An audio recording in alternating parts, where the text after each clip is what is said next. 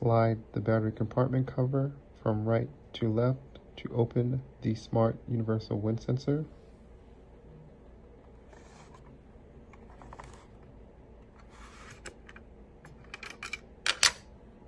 Insert 3 new AAA batteries into the compartment following the battery orientation indicators outlined inside the housing.